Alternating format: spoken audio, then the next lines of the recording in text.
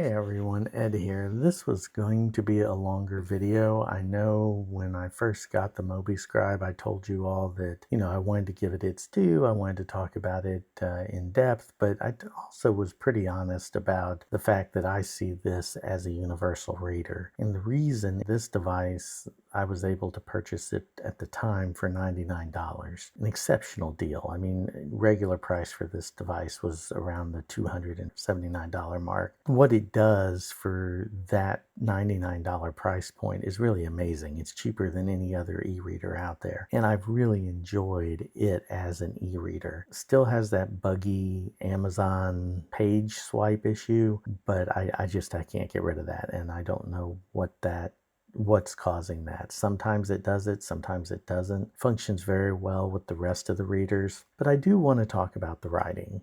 And I want to be very clear and very transparent that I come from a Supernote driven experience. So I know that I'm not going to fall in love with this device. I tried to give it the best I could. I think if you are new to e-ink and you can get past and actually enjoy the writing experience on it, that it has a tremendous amount of functionalities. It does a lot of things. Part of that is what you see here. You have different borders, you have shapes, things that you don't have on the Supernote, quite frankly. And I think that is part of the power of it. It does a lot of really cool, interesting things. It just isn't for me. And that includes, I did 7 pages worth of things here. So you'll see here, there's the test notes, so you can add borders, come over, and if we switch from page to page, it's a single finger swipe. Sorry, that's me from my Supernote. You can add in, you can recognize text directly within, which is kind of cool. So if you hit the lasso function, and I go ahead and I circle all of this, and it's gonna treat that a couple of different ways. So I can go ahead and text recognize, and if you give it here a second, it'll recognize that text. Now I don't,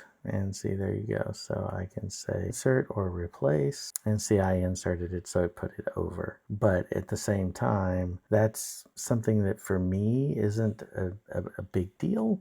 I like the way Supernote does the recognition in the background, and then you can export that, and it doesn't interfere with the device. Again, Remarkable does it very similar to this from what I've seen, and there's nothing wrong with it at all. And you'll see here, it does a really good job of actually recognizing the text. One thing I did like about this quite a bit, I keep doing the 2-finger swipe, is that it has a highlighter and it has a brush.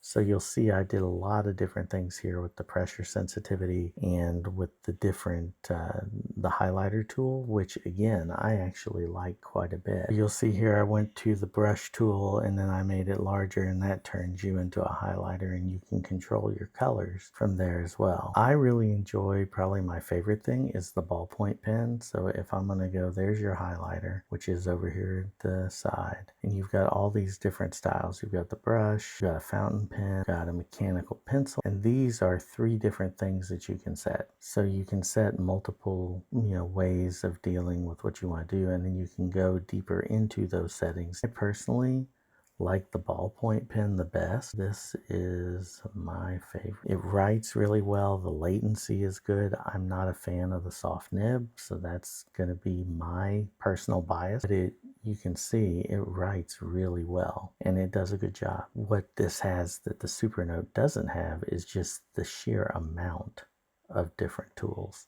The idea of all of those different pencil types, all of those different brush types, the changing of the width, the adding of shapes, and shapes are super easy to add. You can add a straight line, a rectangle, a triangle, just by dragging it, and you can change all of the things on this. You can change the color of the triangle itself. You can change the width of the line, and you can make that larger or bigger, and it's gonna auto refresh and make it look nice. So pretty cool. And you can change the line thickness. So you can make it a very faint triangle if you'd like. That's something Supernote doesn't have, but there are even more options than that. You can add layers, but there are the ability here to be able to insert text, which I showed you on another page, but you could say, okay, I want to insert text, and let's cancel that. Draw our text box and say, what I don't like is you can't write, and that's what I'm used to, but you can say here, and the keyboard is responsive, is some text, and then you can say okay. So now once you've done that, you can move that around, you can add to it, you can change the font size, bold, italics, underline. Again, you can change the color, and then you can also, and this is where it gets really interesting, you can add in an image. So if you want to add an image, you can put that here, and then there's no image found, so I don't have any. But if I had an image, I could add that image right there. I can also add a cell, so I can insert a table, and now I have that table, and I can turn that into different columns, can change the font, the size, change the number of rows really quickly to do some pretty interesting things. So again, the functionality of this and the tool set available is amazing. And then you can also do hyperlinks. Let's go ahead and go to the next page, and let's put in a hyperlink, and you can do the current note, other note, or let's do our test notebook. And we'll just go here. Now when I press that link, it's gonna show me first and then allow me to open that and pull me over to that. No. So pretty cool. I mean, a lot of functionality there. And then of course you can bookmark, you can look at your thumbnail, you can search, insert pages, you can OCR the entire thing if you want to. See what it did, it went ahead and recognized all of that. So pretty cool. So those are the main functionalities in the notebook. And again, I'm not going to knock it because I think it is a powerful tool. To me, it's not something I would use. Just because I love my Supernote, I love the way it works, and I'm used to that workflow. For someone who is interested in doing something else, this is a very good option. And if you go into a PDF, again, you get different tool sets. So you get your marker with your different options here. So you can mark directly up on the PDF. You can add in type text. You can again have different options here. You can zoom, you can pan, you can lock it, change the aspect ratio. You can clear everything with the touch of a button. You can see your thumbnail view. You can see your table of contents and navigate that. You can also switch your toolbar left to right using this button here. And then of course you can search, you can refresh, you can go to full screen mode, and then you can go back to your toolbar settings. So a lot of functions there, a lot of things again that you can do. Now, one thing that I think is really cool that this offers that the Supernote doesn't, and there's a trade-off here, but on the calendar view, you get a lot of flexibility. You have the ability to create a note for this date, and if you do that here, obviously you can create an event, you can create a note, and that works really well. You can also write here in the memo line, and the memo then stays with the calendar event. So here is a test. And then I can also create a note here. Let's go ahead and create a note, and we'll create it vertical. It's going to create that note, and I can say this is a test calendar note. I really can't get used to the feel. It's not bad, it's just not something that I'm used to. And now we get out of here, we go back. You can see it goes back to the calendar.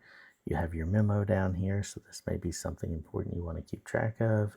You have this planning note here, and then if you go out, and let's say we want to go home, now when we go to notes, you're going to see calendar and test notebook. So you can have notebooks, but then you can also have your calendar. And what you'll see here are the two different calendars. I had one earlier that I did when I was first testing this out, and then I've got this one here. Now that doesn't show you your memo, but it'll show you the note. Not exactly as intuitive as what I'm used to with the Supernote platform, but you can search it. You can manage them, sort them, preview them, change them in a lot of different ways. But as far as sorting, recently modified first, created newest to oldest, so you can do some customization here. I just don't know that I like having to go to the calendar for that note, because if you know, the way you use your notebook in some devices, in most devices, quite frankly, is your notes are kind of created and are living things, and then you find them by date or you find them by, you know, topic or whatever it is. These notes tend to live in the calendar. Now, I do believe, yes, you can move them. So if you wanted to, you could always convert those.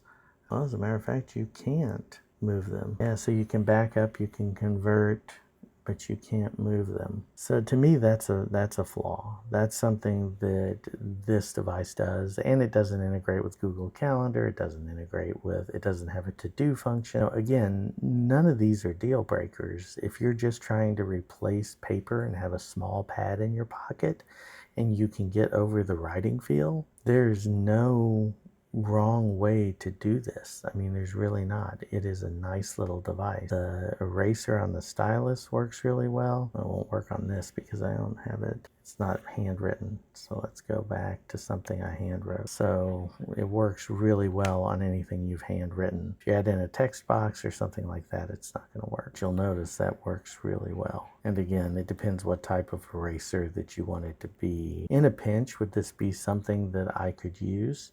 Yeah, I could. Like I said, the latency is great. All right, I'm trying to think if I should tell you all anything else about this. I've done the reader portion of this, and I think that, you know, I was going to do an in-depth, try and use this for a week, you know, something similar to what Kit and Voya do, but I didn't buy the device for that purpose. And I think that if you watch Jeffrey Moss's video on this that I'll link below, if you watch Voya's video on the origin and this device, you're going to get a better perspective because they review a lot of devices. I don't review a lot of devices. I buy them for a specific task. I buy them to do specific things. And then my hope and my goal is that they do those things and they do them well. I bought this to be a reader, and it is a great little reader. It works really well with everything but that one page turn animation that I don't like. I also like the fact that I can load my Supernote app on this and I can see any tasks. I'm not logged in right now, but I can see any tasks. I can see my files on another e-ink screen. All of that I think is really, really cool. I also think it's nice that you have kind of a traditional or a more traditional Android experience on the e-ink tablet. Again, it's not something I want all the time, but I can listen to Audible. I can pull up my Kindle. I can pull up Kobo. And if I pull up my Kobo books, for example, get a good press on that. If I pull up my Kobo books, you're going to see that loads pretty nicely. And, you know, I've got my different books. I open this one up, and now I've got a very crisp, very nice reading experience. And again, that's what I bought this for. I didn't buy this to be a writer. If I had done that, I would have been disappointed. Not at $99, mind you. I mean, if this was what I had and I wasn't spoiled by the Supernote experience, I'm pretty sure that this would work. Although the form factor and size, even the Nomad was too small for me. But as a reader, it's absolutely perfect. And if you add front light to that experience, it's even better. Again, thank you all for hanging in there. Thank you for paying attention, being a part of this video. Please feel free, subscribe. Check me out over on Patreon. Check out the new website. All that's linked below in the description. If you have comments, please, please, please reach out, say hello, let me know your thoughts about this. Would you want a device like this as a dedicated reader? Something that's not in the Kindle or the Kobo ecosystem. This gives me the ability to read on multiple platforms all at once. But until next time, thank you for tuning in and keep on moving forward. Talk to you all soon.